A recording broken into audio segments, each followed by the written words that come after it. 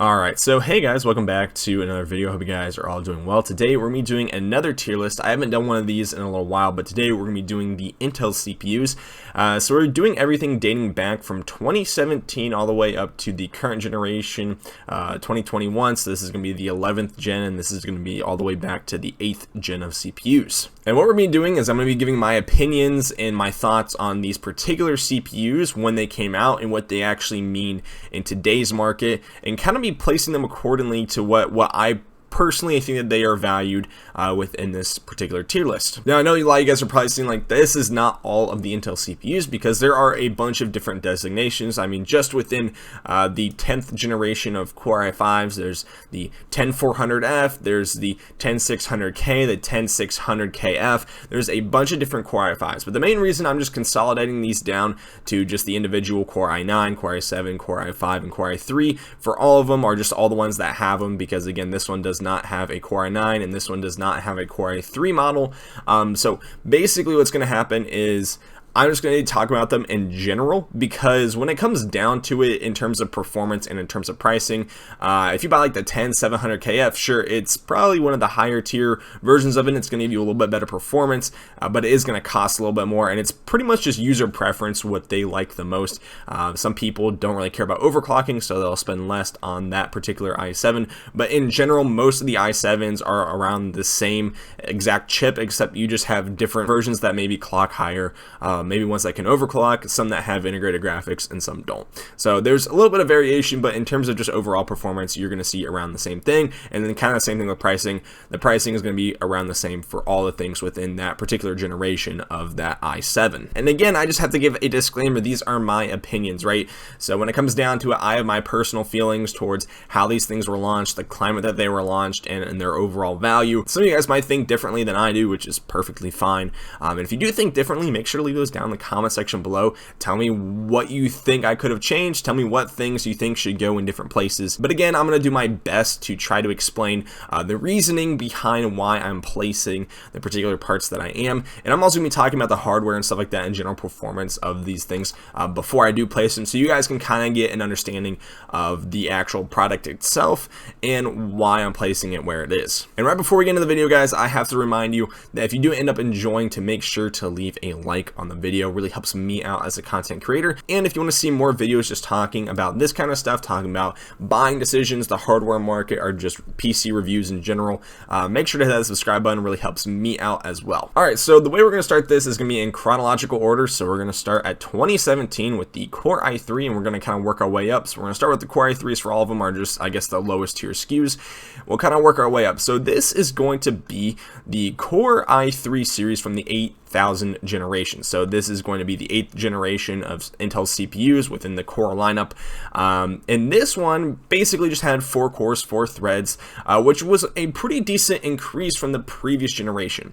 So the previous generation, we only had 2 cores and 4 threads for our i3s. And again, so one thing that made this particular processor special is that it's the lowest end, but we did see a core increase, which did help with its overall performance, as well as clock increases as well. So this 8th generation i3 is pretty solid when it comes down to it. It was probably one of the most purchased CPUs in that particular time frame, just because of its value at the time. There really wasn't any other 4-core desktop CPUs that had integrated graphics that performed at that particular price point. So I'm going to be placing this one at the B tier. It's nothing exceptional, but I think it was pretty decent for its money. I don't think it was bad, but I definitely think it's probably on the better side than it is on the worse side. Alright, so now we're going to move our way to the i5, and this is going to be the i5 8000 series. So it's going to be like the 8400F or the 8600K. So either of those CPUs bring itself within this realm. And I honestly think that this is one of the better CPUs that we've seen launch within the past 4 years, just because it was kind of the first one to bring in more cores than what we really thought, because pretty much at that point, Intel was just kind of like, all right, 4 cores is about all you need to game. But they finally brought us up to 6 cores and 6 threads. Again, this did not have hyper threading. That was pretty much just reserved to its i7 lineup. But again, 6 cores, 6 threads was pretty great, especially at the price point that it's released at. It really didn't have any competition, and I think that it launched within a pretty good window.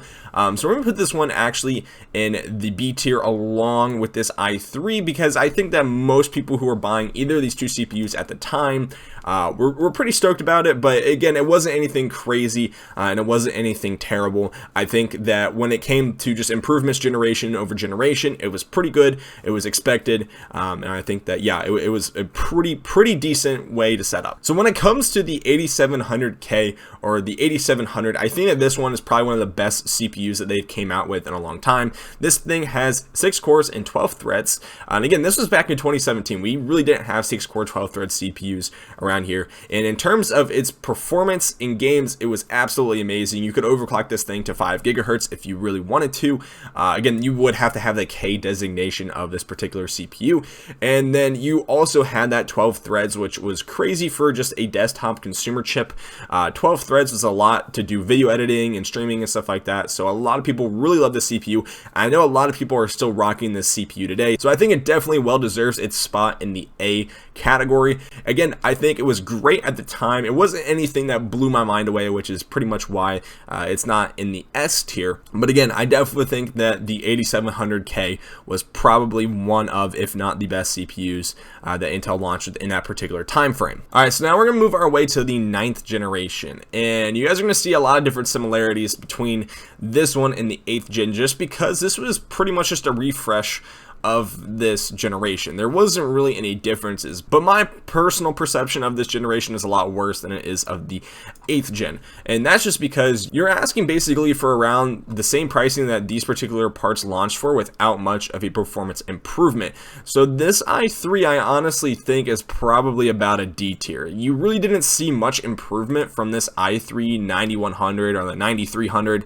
You really didn't see much of a performance improvement from the i3 8100 or 8300. You really didn't see much of a performance difference, but again, you could usually get an 8300 or a 8100 for cheaper than this particular CPU, just because it's a year older. But again, since there wasn't a huge performance difference, there was the same amount of cores, this was just clocked a tiny bit higher.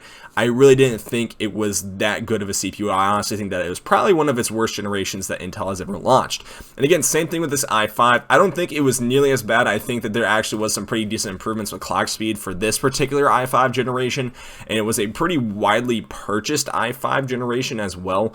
I see a lot of people still own these things. I know a lot of people still like them, but I don't think that they're anything special. I still probably think that they're going to be around that C tier, just because they didn't offer anything crazy over the previous generation, which is something that I always look for. If there's no improvement in performance over the previous generation, there's not really going to be a whole lot of value on my end. Now, when it comes to this thing, I honestly think that this Core i7 is probably the worst thing that we've ever seen. This thing acted worse than the previous generation's Core i7.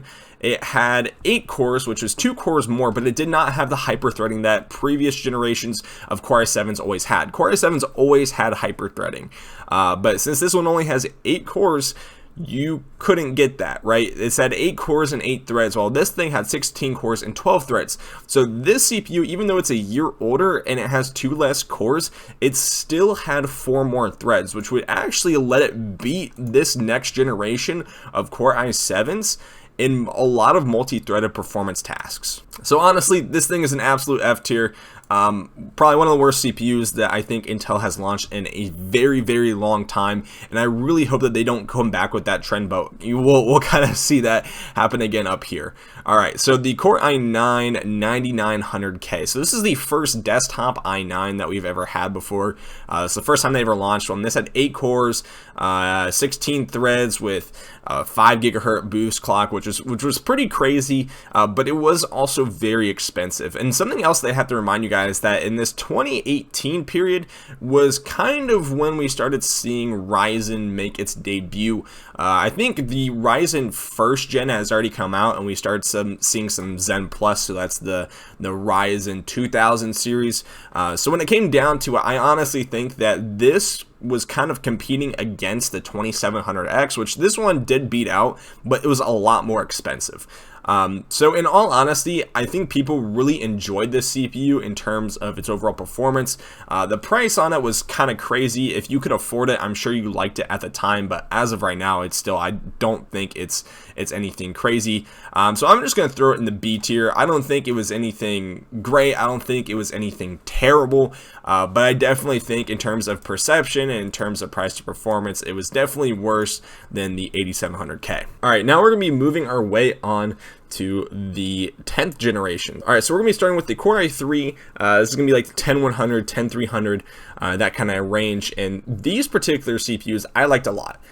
In terms of their gaming performance and in their multi-core performance, they're pretty good. So the change with these things is the previous generation Core i3s only had 4 cores, 4 threads. These things have 4 cores and 8 threads. As well, they also had a pretty decent clock speed increase. So we saw some pretty good performance increases with these lower end CPUs.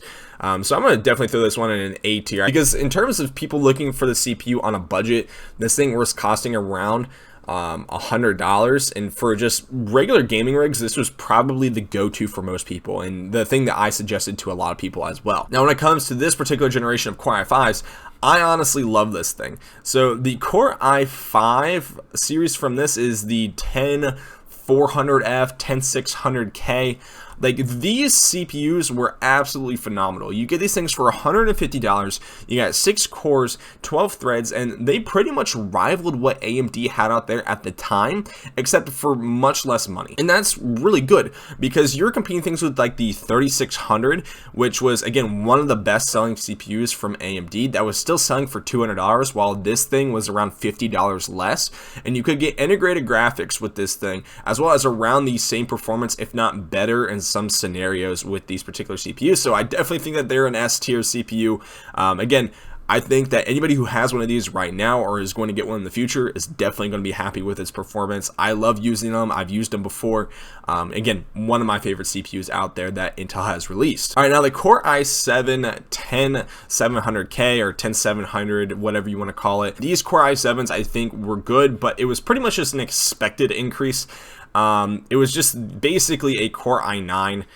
It was kind of a B tier. Wasn't anything crazy. Again, it was a $350 CPU that could overclock and stuff like that, but it was around the same performance as a Core i9 9900K. So I mean, that's kind of where I'm going to put it as. It's pretty much the expected increase that I would expect from generation over generation. So nothing pretty crazy there. And when it comes to the Core i9 10900K or the 10900, whatever, again, there's different product SKUs and stuff like that. This thing I also think is an absolute S tier, not because of when it launched, but because of what it's priced at now. If you take a look at the Core i9 10900K, just because of the launch of their newest 11th generation and AMD's launch of their Ryzen 5000 CPUs, they have heavily discounted this thing in terms of price. And this thing still has 10 cores and 20 threads, which is an absolute beast when it comes to overall workloads, when it comes to video rendering and anything like that. And as well, it boosts up to 5 gigahertz on single core, so your gaming experience is also going to be pretty dang good. So again, it's kind of an S tier. Actually, I don't know. I might move this one back down to A tier, because I guess it wasn't great when it launched, but as its pricing is right now, I think it is probably one of the best ones to go out there and buy if you are a high-end consumer. All right, now we're going to be getting into the 11th gen. I know a lot of you guys are like, well, this bottom tier is looking a little bit scarce. That's pretty good then, right? Yeah, well, we got 11th gen to get to. So the 11900K actually performed worse than the previous generation's 10900K in terms of multi-threading performance, and sometimes in single core performance, which was kind of crazy considering that this thing was supposed to have a much higher IPC increase than this generation. It was just an odd generation, and I honestly think that this thing definitely deserves an F. Absolute power hog compared to this one, even though that it has 2 less cores. Again, just not a fan of it. And similar to this kind of Core i7, it's around the same performance as that, the 10th gen Core i7. Again, you have the same amount of cores, same amount of threads, just a little bit of a clock increase and a tiny bit of an IPC increase, and that's about where you're going to keep it at. And then we got a Core i5 around the same performance as the 10th gen i5. So we're going to throw this one in the A tier just because I like it so much, and that was not what I was trying to grab. But yeah, so we're going to keep it in the A tier just because it's around the same performance level. They're usually costing a little bit more than these 10th gen CPUs, though you do get a little better performance increase just because it's 11th gen, and because you got a little better clock speeds and an IPC increase. So yeah, that's basically where I kind of want to leave everything. I'm pretty happy with this overall layout. Again, if you guys have any other suggestions, or you think that different things should go in different spots, definitely leave us down in the comment section below. And if you guys want to see an AMD version of this, or if you guys want to see like graphics cards or motherboards or something like that, make sure to leave those down in the comment section below. I'm really open to suggestions for this particular genre of tier lists. And yeah, I hope to see you guys in the next one, and have a great rest of your day. See you guys.